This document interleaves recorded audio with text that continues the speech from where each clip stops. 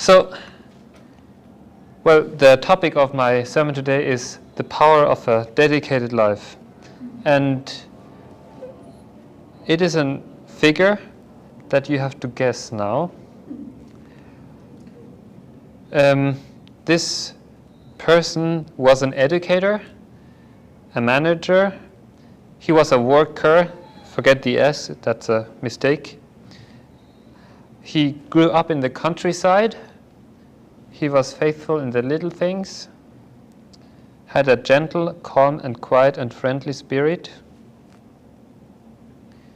was full of energy, steadfastness, a kind-hearted person, had integrity and faithfulness and the love and fear of God, had the qualities of a ruler, but with all that was the gentleness of a man who wanted to serve. He had learned to serve first and then to lead, teach and command. So that's all Ellen White's descriptions of that person. Now come some things that he did during his life. Unless somebody already knows who that person is. He raised the dead, multiplied food, healed people, performed miracles, is very responsive to the needs of individuals, has had many disciples, has determined the destinies of nations, and even after his death performed miracles. Who is described here? And it's not Jesus. Elijah. No. I thought it was Jesus too. No, it's not Jesus. Is it Elijah? No, it's not Elijah. Is Elisha. Yes, it's Elisha. Elisha. Oh, that was good. Because of the last Yeah. Ah, yeah. Elijah. Yeah, you know that funny story. Yeah. We're going to cover that episode too. So Elisha was a prophet, and it does sound as if Jesus was described here. And actually, when I read about Elisha's life, it was like, this must be a model for Jesus, because it's so similar.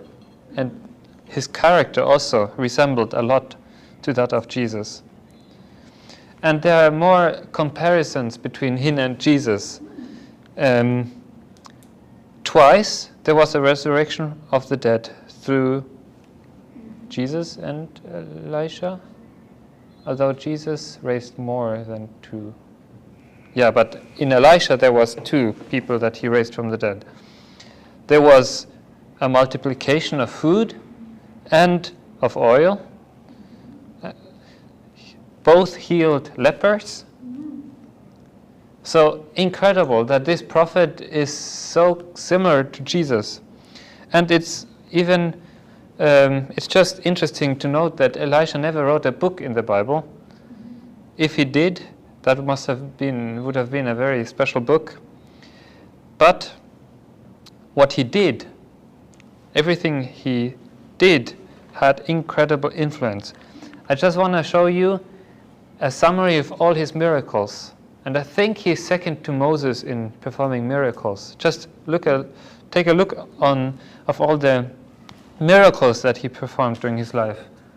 The third miracle is a little hard to read because it's a judgment. But otherwise, if you look, most of them are provisional, like he gives people something. So this Elisha, he was called by Elijah to be his servant and disciple. And before Elijah, you might recall that story, before Elijah went to heaven, Elisha asked him to give him how much of his spirit? A double portion. And now you can see what the double portion actually did. So most of what we read about Elisha's life falls within the 12 years of the son of Ahab, Jehoram. I don't know how to pronounce it in English. Jehoram. So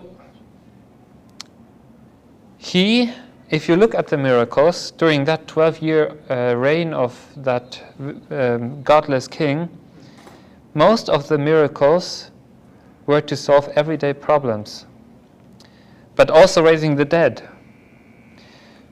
So his mission was characterized by help and ministry and mercy.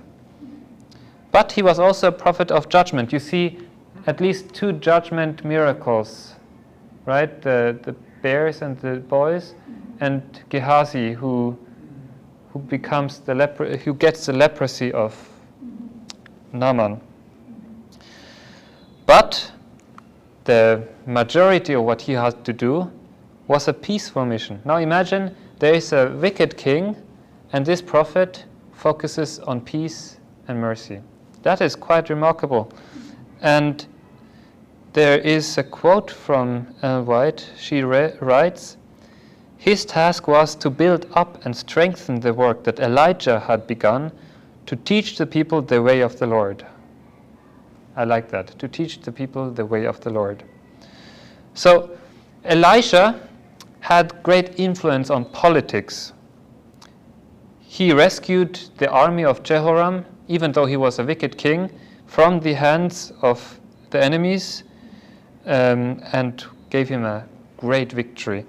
And in addition, Elisha interfered in the battle between Joram, the king of Israel, and Aram, by constantly giving secret information to Joram about what the Arameans were up to and where they were going to attack. So he was not only a prophet, but like a CIA agent, CIA agent.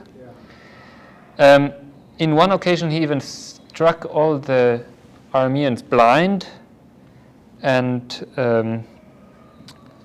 delivered them to the king in Samaria.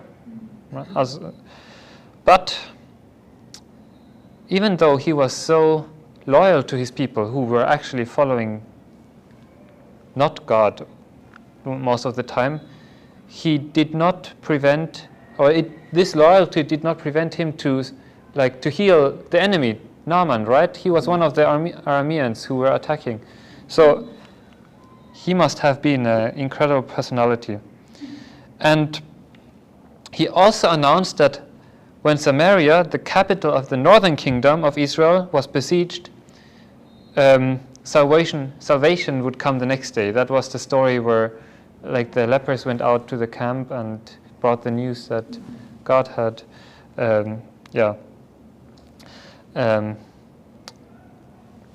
made all the armies go away.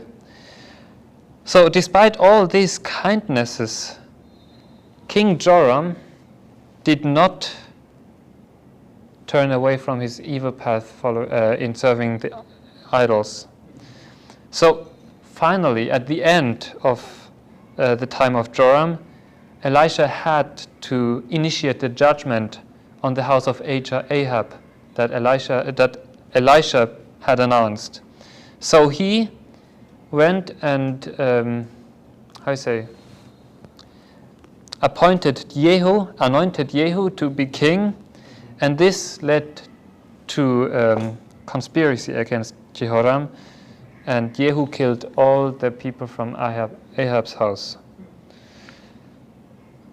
And during this time afterwards, after this son of Ahab died and Jehu became king, 40 years elapsed and we hear nothing about Elisha. And during this time many things happen. The Arameans, who were always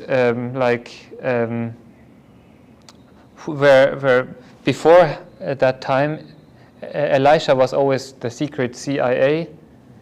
Now in these next 40 years, nothing happens, or we don't read anything from him. And these Arameans under Hazael become stronger and stronger, and Israel became less and less able to oppose them, because even Jehu, who should solve the problem with idolatry and everything, did not remain faithful to God, just like his son didn't either. And then comes this passage, after 40 years, that we don't hear about Elisha, and Jehu becomes wicked, and also his son becomes wicked. We come to this remark, actually we're in the short biography, which just passed a little bit. That, but then comes this remarkable scripture reading that we just heard. But the Lord showed them mercy and had compassion on them, and turned to them again because of his covenant with Abraham, Isaac, and Jacob, and would not destroy them nor cast them from his presence until this hour. That was 2 Kings 13, verse 23. So, that was around the time when Elisha. I always confuse the English word for Elijah and Elisha, right? Elisha was dying. I mean, he was old now, right? Because we had first 12 years of Joram, the king of Ahab, and then 40 years of Jehu. And when Jehoash, the son of Jehu, became king, Elisha was in bed. He was dying. And this young king was also godless, following Jehu, his father, but still, somehow, Jehu never forgot that it was Elisha who made him king. So also his son, he remembered all the incredible miracles that we just looked at before. So he went and sought this dying prophet out. And Elisha, on his deathbed, he announced a threefold victory of this wicked king against the Arameans. And when we read the Bible, we like, how could that be? I mean, Jehu was wicked, and now his son is also wicked, and Elisha now gives him a threefold victory over the Arameans. I mean, that's incredibly merciful of God. And just before he dies, again, once more, he promised a time of God's help for Israel. And that was like a glimmer of hope. And still, if you really pay attention to the biblical text, you will guess that eventually things will lead to a catastrophe, because what happens after the third defeat, right? The prophet says to Jehoram that you will defeat the Arameans 3 times. Okay, but what happens in the 4th battle, right? So, we can read about this when the king goes to Elisha to ask him about the future. When Elisha fell ill with the disease, with the illness of which he would die, then Joash, that's actually the same as Joash, somehow they have different names for the same king, that's the son of Jehu. Then Joash, the king of Israel, came down to him and wept over his face and said, "Oh, my father, the chariots of Israel and their horsemen." What does that mean? That means that for this king, even though he was not faithful, Elisha was more important than all his army. And that's when, if you continue reading that passage, Elisha says, "You will defeat the Arameans 3 more times." God gave his people more time to convert to him and stop worshipping foreign God, even after Elisha would die. So the influence of Elijah and Elisha was incredible. And it seems like, even though the kings were serving foreign gods, the people were so attracted and converted by the prophets that many people throughout the land were actually very faithful worshippers of God because of these prophets. But God already knew the future and knew which way the people would eventually go. In the end, 76 years after Elisha's death, that is now, we skip again almost 80 years after this incident that he's on his deathbed, God stopped protecting his people. And that is incredible, because just before God did that, there is one brilliant period, namely Jeroboam II. and that's a king who brought in like a huge success for the northern kingdom. That was like a how you say, it was a time where Israel could be like a big empire, because during that time Jeroboam returned many cities from the Arameans that they had previously captured from Israel back to Israel, and people had peace, and he had a huge army. And I think even Jonah prophesied that this king would be very successful. So God gave them like so much mercy. First 12 years of Elisha's doing all these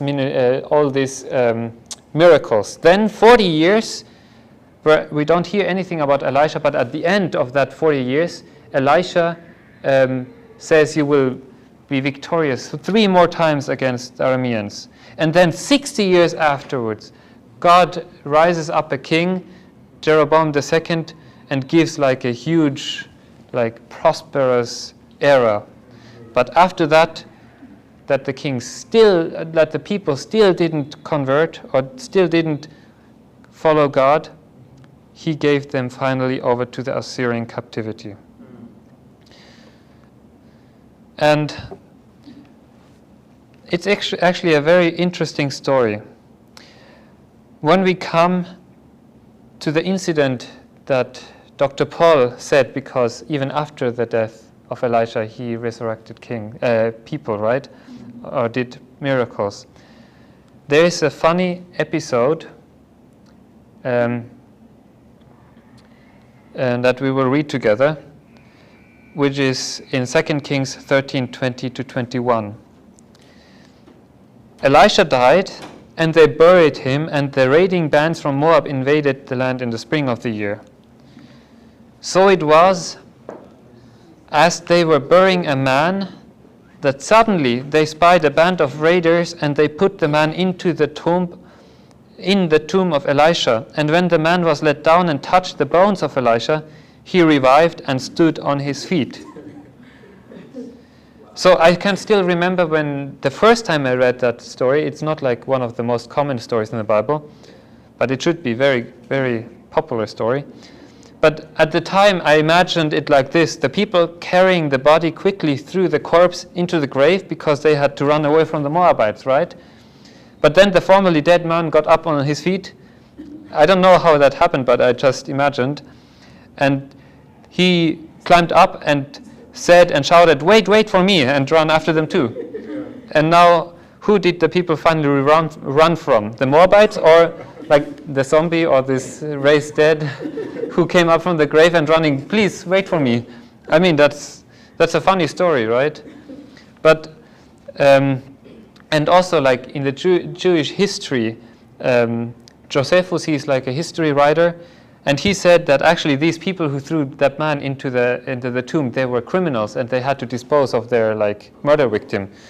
I don't know if that was the truth. I mean, it sounds strange that there were like many people.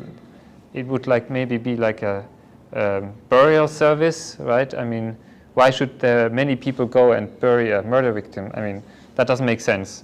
Maybe it was just a service, but it still is strange that they throw the body down into the tomb. But what is more interesting is that there are the bones of Elisha lying in the ground, right? I mean, that's just a very funny story. But there is a commentary that interprets this story as follows, and I'm now quoting: God was the God of the living, not the dead, not only for the man who had been restored to life, but for Israel as well. The nation could yet live if it would but appropriate the eternally living God as its own. I turn back to God, right? The entire episode was a further corroborative sign that what Elisha had prophesied would certainly come to pass. So, even Elisha died, and even after he died, he performed miracles that the people would finally get back to God. I mean, that's incredible. This person that was resurrected back to life, I mean, he was a living witness for many years to come that God was caring for their nation.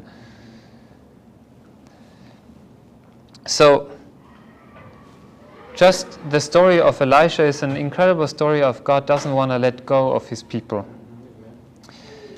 And after reading a little about Elisha's life, I was amazed and had great respect for this prophet. Elisha left everything behind and followed Elijah's call.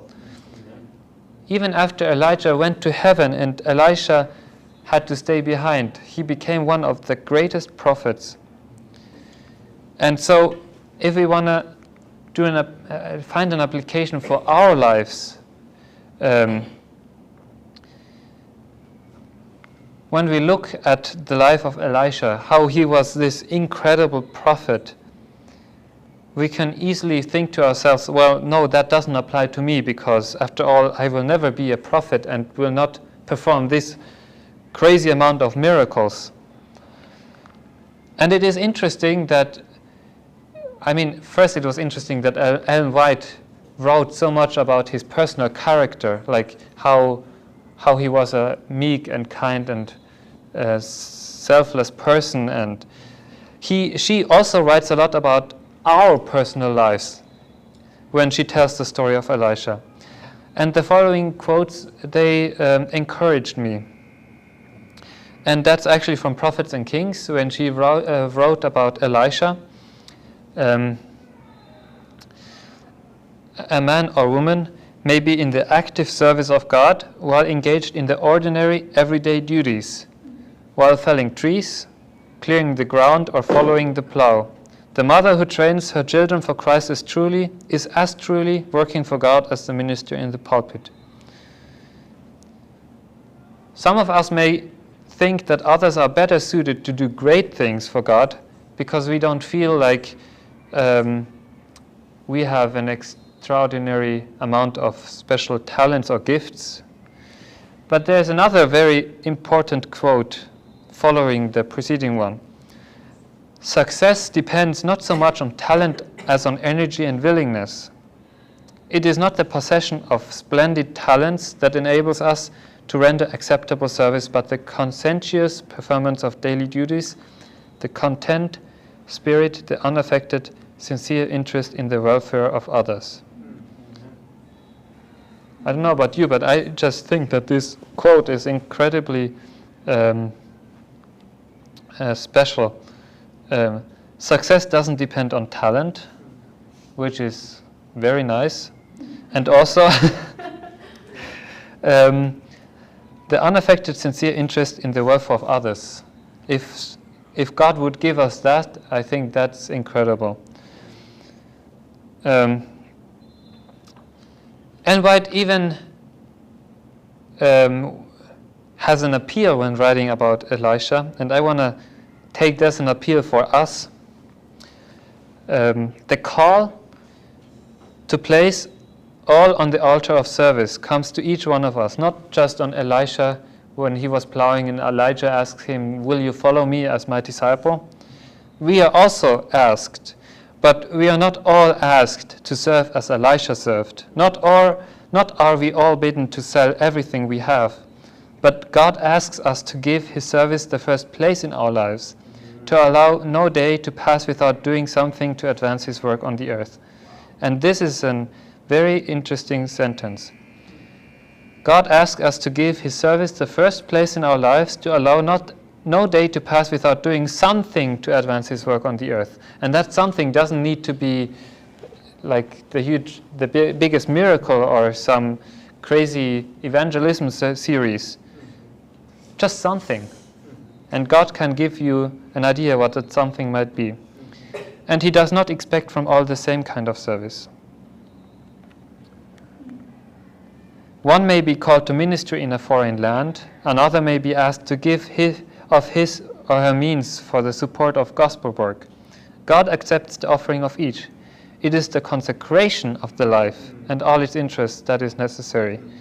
Those who make this consecration will hear and obey the call of heaven. So, in my opinion, Elisha's mission to a nation that was approaching its end, even though God was always prolonging, like first 12 years, then 40 years, then 80 years, and then even given this splendid reign of Jeroboam II before it ended. It's very similar to our time right now, because we think the end is coming, and then we have another 10 years of prosperity, right? And then the end is coming because the world gets so bad, and we still live in peace. And God gives and gives and gives opportunities and opportunities. But that makes us very parallel to Elisha's ministry.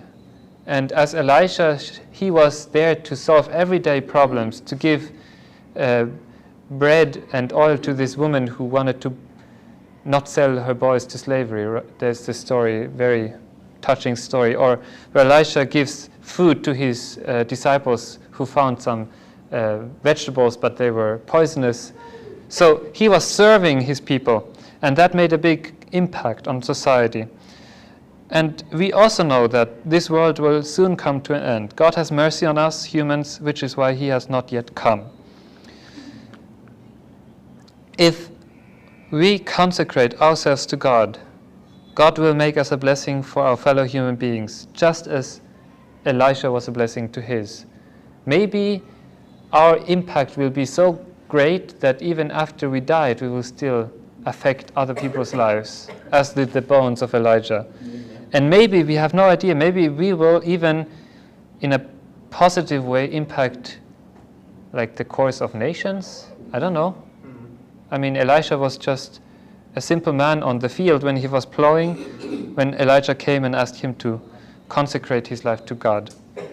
So this figure of Elijah, may he inspire us to consecrate our lives to God, and then we can just see and wait what miracles will happen in our lives.